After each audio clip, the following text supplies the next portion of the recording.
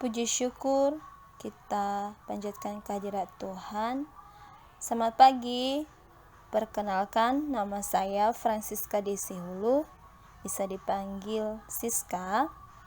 Saya jurusan Pendidikan Fisika di Fakultas Keguruan dan Ilmu Pendidikan Universitas Dharma Agung Medan.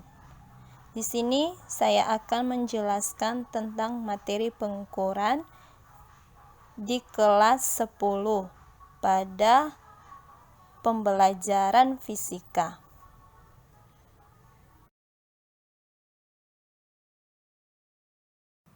Apa itu pengukuran? Pengukuran adalah kegiatan membandingkan suatu besaran yang diukur dengan alat ukur yang digunakan sebagai satuan.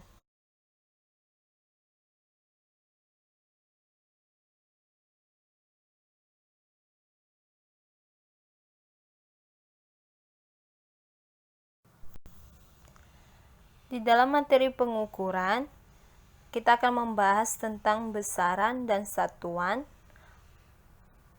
pengukuran alat-alat ukur, dan angka penting. Besaran dan satuan yaitu di dalamnya membahas tentang besaran fisika, 2 dimensi besaran, 3 konversi satuan, 4 notasi ilmiah. 1. Besaran fisika. Besaran adalah sesuatu yang dapat diukur dan dinyatakan dengan angka serta memiliki satuan. Berdasarkan jenis satuannya dibagi atas 2, besaran pokok dan besaran turunan.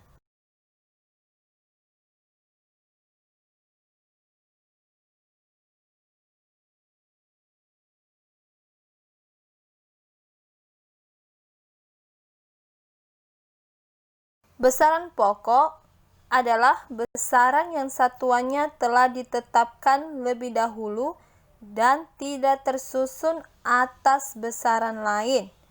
Besaran pokok terdiri atas 7 besaran, yaitu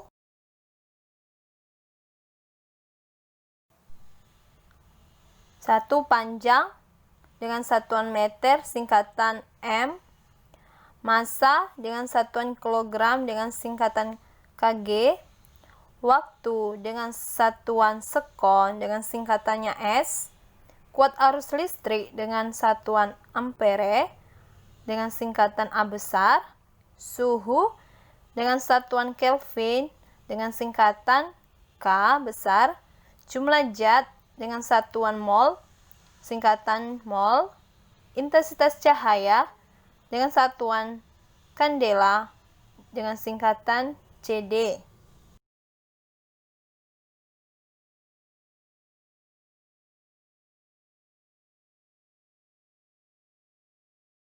Besaran turunan merupakan kombinasi dari satuan-satuan besaran pokok atau besaran yang diturunkan dari satuan-satuan besaran pokok. Contohnya adalah luas persegi panjang, di mana luas persegi panjang itu sama dengan panjang kali lebar atau disingkat dengan AP sama dengan P kali L, di mana panjang kali lebar itu dengan satuannya meter kali meter. Jadi luas persegi panjang atau AP sama dengan meter kuadrat. Beberapa besaran turunan dan satuannya sebagai berikut, bisa dilihat dari gambar, yaitu gaya dengan lambang F, massa jenis dengan lambang P, usaha dengan lambang W besar, tekanan dengan lambang P, percepatan dengan lambang A kecil, luas dengan lambang A besar, kecepatan dengan lambang V kecil, dan volume dengan lambang V besar. Dimensi besaran pokok ada beberapa, bisa dilihat dari gambar. Sekarang 2 dimensi besaran. Dimensi suatu besaran adalah cara besaran itu tersusun dari besaran-besaran pokok. Manfaat dari analisis dimensi adalah 1. untuk membuktikan besaran fisika setara atau tidak. 2. Untuk menentukan persamaan yang pasti salah atau mungkin benar. 3. Untuk menurunkan persamaan besaran fisika jika kesebandingan besaran fisika dengan besaran-besaran fisika lainnya diketahui. Dimensi besaran pokok dinyatakan dengan lambang huruf tertentu dan diberi kurung persegi. Kalau dimensi besaran turunan sebagai berikut, bisa dilihat dari gambar.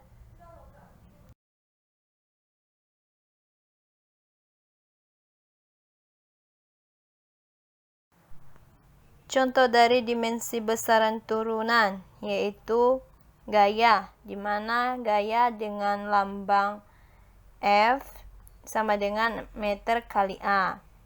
Cara penyelesaiannya, gaya dengan lambang F sama dengan massa dengan lambang M dikali percepatan dengan lambang A, yaitu di mana F sama dengan satuan massa dikali percepatan itu adalah kilogram dikali meter per sekon kuadrat, atau gaya sama dengan kilogram dikali meter sekon pangkat minus 2 dengan lambang dimensi besaran pokok, yaitu di mana kilogram itu lambang dimensinya adalah M besar, baru meter itu dengan lambang dimensinya L kecil, lalu SI itu atau sekon dengan lambang dimensinya adalah T besar. Jadi dimensi dari gaya atau F itu adalah M kali L kali T pangkat minus 2. Bisa dilihat dari gambar. Selanjutnya nomor 3, konversi satuan. Konversi satuan merupakan satuan dapat diukur dari suatu sistem satuan ke sistem satuan lainnya. Contohnya konversi satuan seperti di bawah, yaitu pada contoh panjang, konversi panjang, massa, dan waktu. Bisa dilihat dari gambar.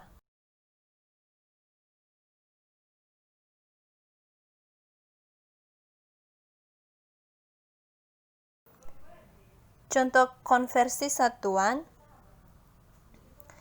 yaitu 1. Kecepatan yang diperlukan Santi dari rumah sampai ke sekolah adalah 72 km per jam. Berapakah konversi kecepatan yang diperlukan Santi ke meter per sekon? Jadi penyelesaiannya diketahui dari soal itu, kecepatan dengan lambang V sama dengan 72 km per jam. Yang ditanya adalah V itu kilometer per jam yang dikonversikan ke meter per sekon. Jadi V sama dengan 72 km per jam sama dengan 72 kali 1000, di mana kilometer ke meter kan 1000. Jadi 72 kali 1000 meter per, dari 1 jam ke sekon berarti 3600 sekon. Jadi 72 meter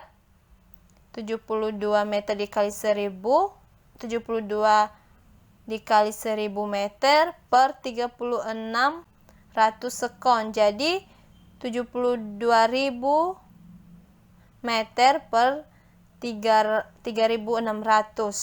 sekon. Hasil dari kecepatan tersebut adalah 20 meter per sekon. Nomor 4, yaitu notasi ilmiah. Notasi ilmiah adalah cara penulisan bilangan secara ilmiah. Contoh notasi ilmiah dalam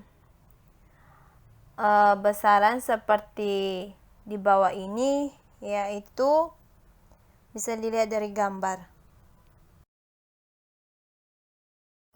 Selanjutnya kita membahas tentang alat ukur. Apa itu alat ukur?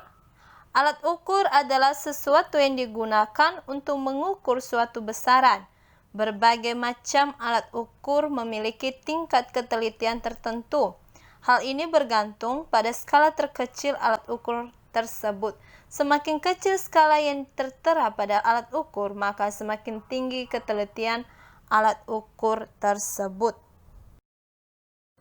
Mengukur adalah membandingkan suatu besaran dengan satuan. Sedangkan besaran adalah sesuatu yang dapat diukur dan mempunyai satuan. Kalau satuan adalah pembandingan dalam suatu pengukuran. Instrumen pengukuran besaran. Instrumen itu termasuk dengan alat. Itu jenis alat pengukuran tergantung pada beberapa hal, yaitu 1. Ketelitian yang diinginkan. 2. Ukuran benda yang diukur. 3. Bentuk benda yang akan diukur. 4. Wujud benda yang akan diukur.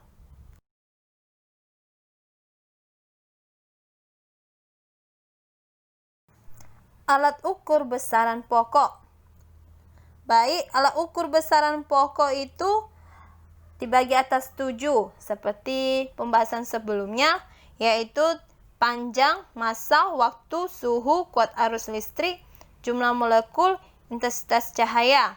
Dan alat-alat ukurnya bisa dilihat dari gambar.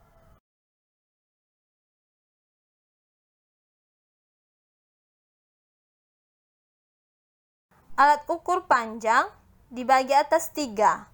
1 itu mistar penggaris yang digunakan untuk mengukur satu panjang benda yang mempunyai batas ketelitian sampai 0,1 cm atau 1 mm.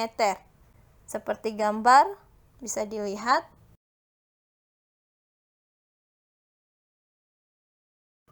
2.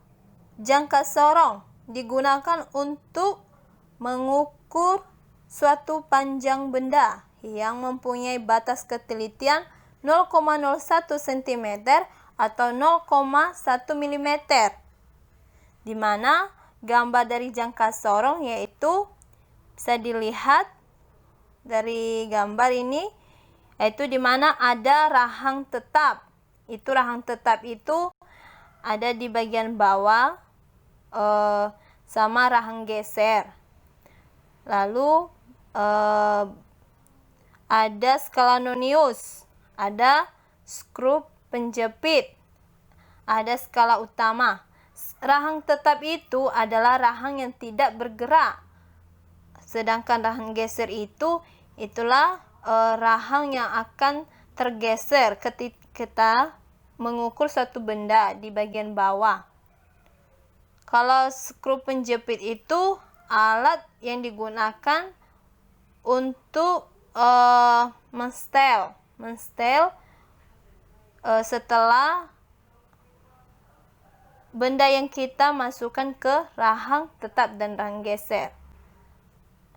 Skala utama dan ada skala nonius.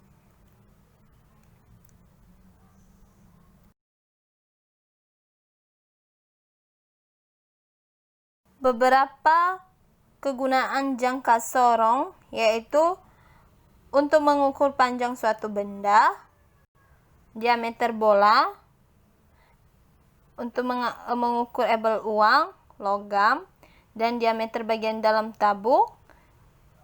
Jangka sorong memiliki 2 skala pembacaan. 1 itu skala utama atau tetap yang terdapat pada rahang tetap jangka sorong. Bagian B, skala nonius, yaitu skala yang terdapat pada rahang sorong yang dapat bergeser atau digerakkan, di mana rumusnya adalah X sama dengan skala utama ditambah skala nonius dikali ketelitian pengukuran. Soal jangka sorong. Itu 1. Berapakah hasil pengukuran jangka sorong seperti gambar di bawah ini? Seperti gambar, yaitu cara penyelesaiannya di mana sesuai dengan rumus tadi, ditanya dengan diketahui SU-nya dan SN-nya sesuai dengan gambar, di mana SU itu sama dengan 2,7 cm. Dari gambar, skala noniusnya adalah 5 kali 0,1 mm. 0,1 mm itu adalah batas ketelitian pengukuran tadi, yang jadi 5 kali 0,1 mm sama dengan 0,5 mm diubah ke satuan cm yaitu 0,05. Jadi yang ditanya berapakah hasil pengukuran jangka sorong seperti gambar, yaitu dengan pemakaian rumus X sama dengan SU tambah SN dikali ketelitian pengukuran sesuai dengan yang diketahui di atas, di mana SU itu 2,7 cm ditambah 0,05 cm, berarti hasil dari pengukuran pada gambar di mana X sama dengan 2,75 cm. 3. Mikrometer skrup. Mikrometer skrup digunakan untuk mengukur alat suatu panjang yang mempunyai ketelitian atau batas ketelitiannya adalah 0,001 cm atau 0,01 mm dengan rumus sama seperti dengan jangka sorong tadi, yaitu dia mempunyai skala utama dan skala nonius dikali dengan ketelitian pengukuran, di mana rumusnya X sama dengan SU tambah SN dikali ketelitian pengukuran.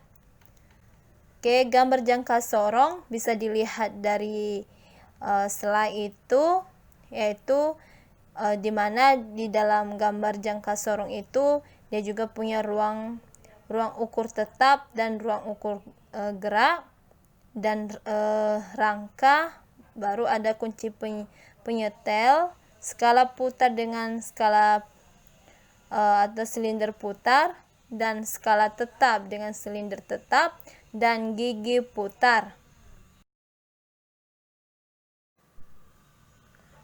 Contoh dari pengukuran panjang mikrometer skrup yaitu 1. Berapakah hasil pengukuran mikrometer skrup? Seperti gambar di bawah ini. Sesuai dengan gambar, cara penyelesaiannya diketahui. Satuan utama adalah 3 mm, satuan nonius adalah 22 kali 0,01 mm itu adalah dari peraturan dari ketelitian tadi, ketelitian jangka sorong, dan 22 itu dilihat dari hasil pengukuran jangka sorong, sehingga skala noniusnya itu 0,22 mm. Yang ditanya berapakah hasil pengukuran mikrometer skrup seperti gambar. Ayo kita masukkan ke rumusnya, di mana rumusnya tadi X sama dengan SU tambah SN dikali ketelitian pengukuran, di mana SU-nya itu 3 mm ditambah SN-nya itu 0,22 mm yang sudah dikalikan dengan ketelitian pengukuran. Jadi hasil dari pengukuran mikrometer skrup itu adalah X sama dengan 3,22 mm. Selanjutnya alat ukur massa. Alat ukur massa yaitu neraca. Neraca digunakan untuk mengukur massa suatu benda. Berdasarkan cara kerjanya dan ketelitiannya, neraca dibedakan menjadi 3, yaitu 1. Neraca digital. Neraca yang bekerja dengan sistem elektronik, tingkat ketelitiannya hingga 0,001 gram. Bisa dilihat dari gambar. 2. Neraca Ohaus, yaitu neraca dengan tingkat ketelitian hingga 0,01 gram. Oke, neraca Ohaus bisa dilihat dari gambar bentuknya. 3. Neraca sama lengan, yaitu neraca dengan tingkat ketelitian mencapai 1 mg atau 0,001 gram. Itu bentuknya bisa dilihat dari gambar. Nomor 3, alat ukur waktu. Ada beberapa alat ukur waktu, yaitu 1. Stopwatch, ada jam dinding, jam matahari, di mana stopwatch itu dibagi atas 2. Ada stopwatch yang ketelitiannya 0,0 detik, yaitu disebut dengan stopwatch digital. Kalau stopwatch yang ketelitiannya 0,1 sekon itu adalah stopwatch yang jarum. dan alat ukur waktu lainnya adalah arloji. Gambarnya bisa dilihat dari layar. Selanjutnya alat ukur itu adalah termometer yang digunakan untuk mengukur suhu. Bisa dilihat dari gambar bentuknya. Selanjutnya alat ukur adalah ampermeter yang digunakan untuk mengukur kuat arus listrik. Selanjutnya alat ukurnya adalah speedometer yang digunakan untuk mengukur kelajuan. Biasanya terdapat di kendaraan, di gas, ya kan, di tabung gas, seperti di gambar. Dinamometer digunakan untuk mengukur besarnya gaya. Itu gambarnya bisa dilihat. Selanjutnya kita belajar dengan ketidakpastian pada pengukuran. Nilai besaran merupakan nilai hasil pengukuran yang mengandung angka taksiran. Angka taksiran ini menunjukkan adanya ketidakpastian dalam pengukuran. Ketidakpastian dalam pengukuran disebabkan oleh kesalahan dalam pengukuran. Kesalahan dalam pengukuran bisa bersumber dari berbagai faktor antara lain, seperti keteledoran, kesalahan acak, kesalahan sistematis. Bisa dibaca dari layar.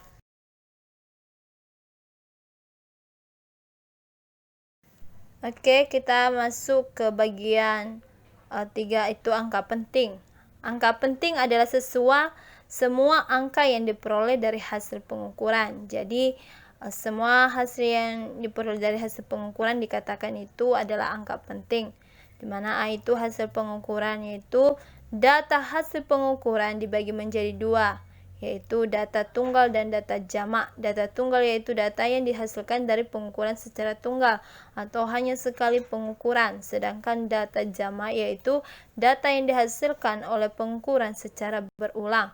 Dalam pengukuran tunggal, ketidakpastian dapat ditentukan dengan menggunakan rumus delta X sama dengan 1/2 dikali skala terkecil. Pencarian ketidakpastian dalam pengukuran secara berulang dengan menggunakan rumus sebagai berikut, di mana delta X sama dengan 1/n dikali akar N sigma X pangkat 2 dikurang 2 kali kuadrat sigma X per N dikurang 1. Bagian kedua, angka penting. 1. Notasi ilmiah. Notasi ilmiah adalah cara penulisan hasil pengukuran yang sangat kecil maupun sangat besar. Penulisan dalam notasi ilmiah adalah sebagai berikut, yaitu alfa dikali 10 pangkat n, di mana alfa adalah bilangan penting dan n disebut orde besar dan merupakan bilangan bulat. Contohnya, angka 0,000031 ditulis dalam notasi ilmiah menjadi 0,1 kali 10 pangkat minus 5. 2. Aturan angka penting. Angka penting adalah angka-angka yang dihasilkan dari suatu pengukuran. Aturan angka penting terbagi atas 5, yaitu 1. Semua angka bukan 0 adalah angka penting. 2. Semua angka 0 yang terletak di antara angka bukan 0 adalah angka penting. 3. Angka 0 yang terletak di sebelah kanan angka bukan 0 adalah angka penting kecuali terdapat penjelasan khusus. 4. Semua angka 0 yang digunakan untuk menentukan letak di desimal bukan termasuk angka penting. 5. Semua angka puluhan, ratusan, dan seterusnya harus ditulis dengan menggunakan aturan notasi ilmiah.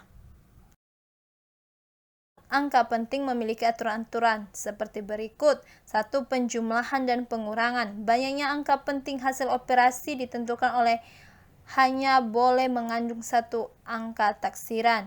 Bagian B, perkalian dan pembagian. Banyaknya angka penting pada setiap operasi ditentukan oleh jumlah angka taksiran yang paling sedikit oleh masing-masing bilangan. Bagian C. Bagian C, pemangkatan dan penarikan akar. Banyaknya angka penting pada setiap operasi, baik pemangkatan maupun pengakaran, sama dengan jumlah angka penting yang dipangkatkan atau diakarkan. Kalau D, pembulatan. Aturan pembulatan yaitu jika angka yang dibulatkan lebih dari 5, maka dibulatkan ke atas, sedangkan jika kurang dari 5, maka dibulatkan ke bawah. Sedangkan jika angka yang dibulatkan tepat 5, maka dilihat dari angka sebelum angka 5 tersebut. Jika angka sebelumnya ganjil, maka dibulatkan ke atas, dan jika angka sebelumnya genap, maka dibulatkan ke bawah. Sekian dan terima kasih.